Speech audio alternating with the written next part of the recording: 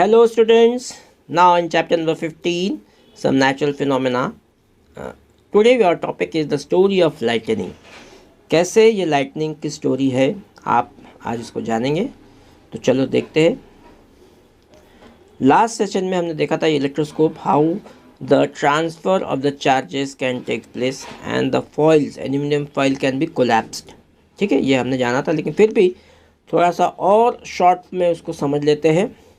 Thus we find that the electrical charge can be transferred from a charge object. यानी electrical charge transfer होता है from the charge object, जिसे हमने उसको rubbing करके charge किया था, to the another to the metal conductor. यानी टू अ मेटल कंडक्टर, यानी जो आपका एल्यूमिनियम जो लिया था, वायर लिया था, उससे वो कंडक्ट हुआ. तो aluminium is also the conductor, good conductor of electricity. So touch the end of the paper clip. अब उसका जो एंड था पेपर क्लिप टच करेंगे gently with the hand and you will find a charge in the foil strip. तो आप उसमें charge को find करेंगे, तो वहाँ पे फॉइल स्ट्रिप में चार्ज होगा. They come back to their original state and repeat the charging of the foil strip and touching the paper clip. ये फिर से दोबारा आपको करना है एक्सपेरिमेंट. आपको देखना है कि चार्ज कैसा वहाँ पे आया है और फिर ख़त्म हुआ है. Every time you will find that the foil strips collapse. यानी फॉइल स्ट्रिप्स कैसे हो जाएगी, कोलैप्स होंगी हर बार. And as soon as you touch the paper clip, क्योंकि अगर आप हाथ लगाते हैं तो वहाँ पे क्या हो जाता है, वो करंट चला जाता है. ठीक है, तो every time you will find that it will touch the paper clip with the hand. And why does this happen, why does this happen? The reason is that the foil strip lose the charges or the charge to the earth. यानी जब आपने उसको हाथ लगाया तो वो transfer हो गया आपके हाथ में. वो चार्ज कहाँ हो गए, वहाँ तो लूज हो गए, वो चार्ज कहाँ चले गए, आपके हाथ में चले गए, and through your body. And we see that the foil strips are discharge. इसलिए हम बोलेंगे अब वो फॉइल स्ट्रिप क्या हो गई है, डिस्चार्ज हो गई है. ठीक है, so it will show that discharge. समझ में आ गया? यानी वो करंट या वो चार्ज वो आपके हाथ में आ गया और वहाँ पर वो डिस्चार्ज हो गई. Now the process of transferring of a charge from the charge object to the earth is called the earthing. इसी को हम अर्थिंग बोलते हैं. यानी the process of transferring of the charge from the charge object, यानी जो पहले से ही चार्ज था वो चार्ज ऑब्जेक्ट से अर्थ में ट्रांसफ़र हो गया, तो उसी को हम क्या बोलेंगे, अर्थिंग. आगे बात समझ. इसलिए आपके घरों में एक अर्थिंग का पॉइंट लगा हुआ आता है. वो सारे जो चार्जेस अगर ज़्यादा बढ़ गए या कुछ शॉर्ट सर्किट होने वाला रहता है तो वो अर्थिंग में चला जाता है. आगे बात समझ. अब थोड़ा सा और जानकारी लेते हैं अर्थिंग के बारे में.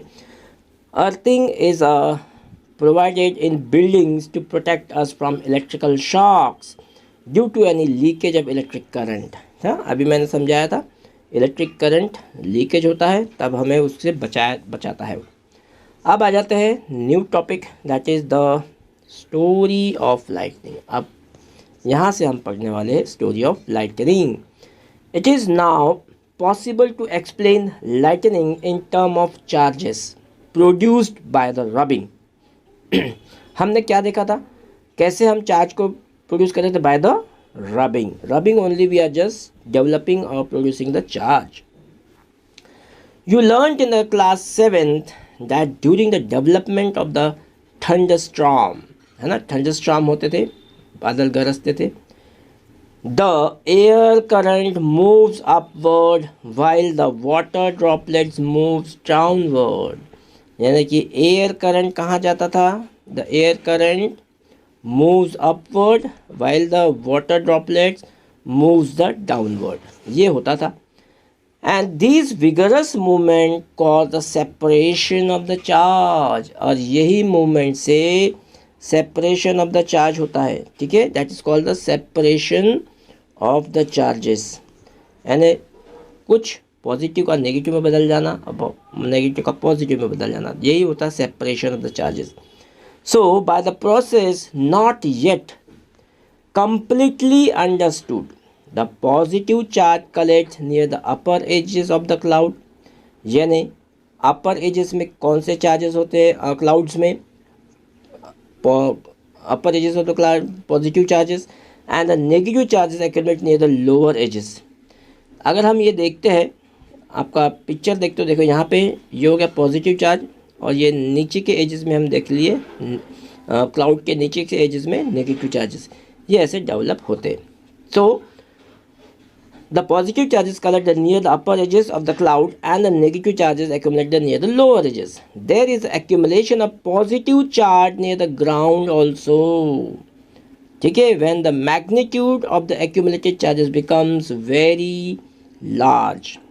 अब ज़्यादा ही अगर accumulation हो गया है, देखिए यहाँ पे, तो यह क्या हो जाएगा, यहाँ से वो चार्ज यहाँ पृथ्वी पे किस तरह से ऊपर में डेवलप होना चालू हो जाएगी. ठीक है, तो वो सेपरेशन से यह होता है, कभी भी देखना. So negative and positive charges meet. अब यहाँ पे negative and positive charge meet हो रहे हैं. अब यहाँ पे पॉजिटिव चार्ज डेवलप होना चालू हो गया है. Negative and positive charges meet producing streaks of bright light. जब भी नेगेटिव और पॉजिटिव, यानी कि ये जो है ये बादल पॉजिटिव बादल और हम इसको कहेंगे अभी नेगेटिव बादल, जब आपस में टकराते हैं क्या हो जाता है, तो बिजली उत्पन्न होती है. That is called the producing the streaks of bright light and the sound. इसी को हम लाइटनिंग कहते हैं, bright light and the sound.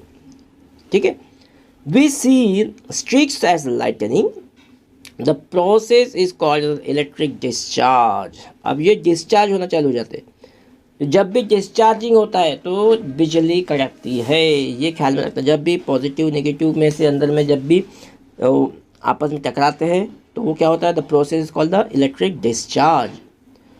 और वो हमें बिजली के रूप में, देखिए यहाँ पे जो दिख रहा है ये पूरा, ठीक है, ये पूरा हमको दिख रहा है यहाँ पे, ये इस प्रकार से ये वाला दिख रहा है आपको, ये बिजली दिख रही है.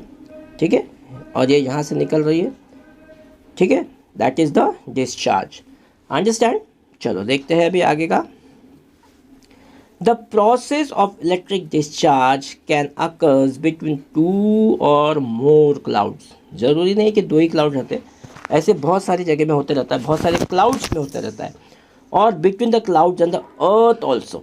यानी अर्थ का पॉजिटिव नेगेटिव चार्ज और क्लाउड का पॉजिटिव चार्ज जब एक हो जाता है, एक मिल जाता है ना, अर्थ का पॉजिटिव चार्ज और क्लाउड का नेगेटिव चार्ज जब एक हो जाता है, तब वो भी एक प्रकार से बिजली उत्पन्न करता है. ठीक है, और between the cloud and the earth today we need not get frightened.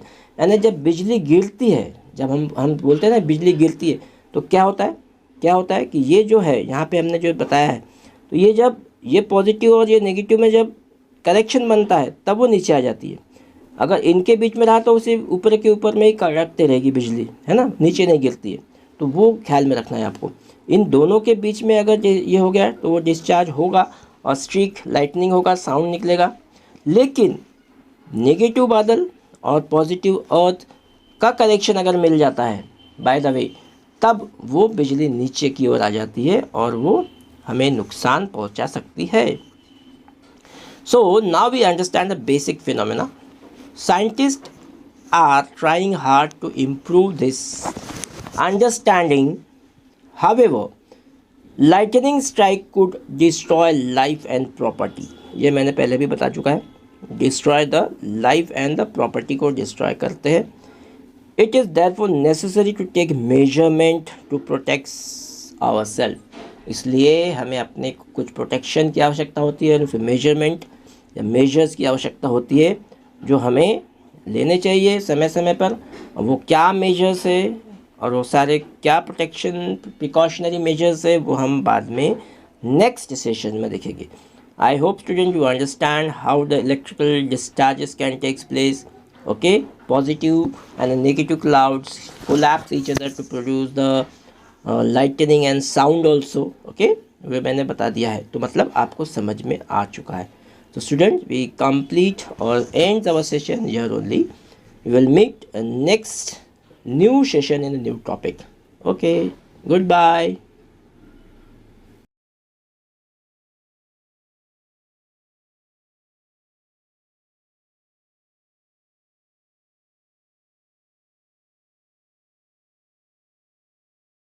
Students, if you have any doubts related to this topic, please do not hesitate to ask.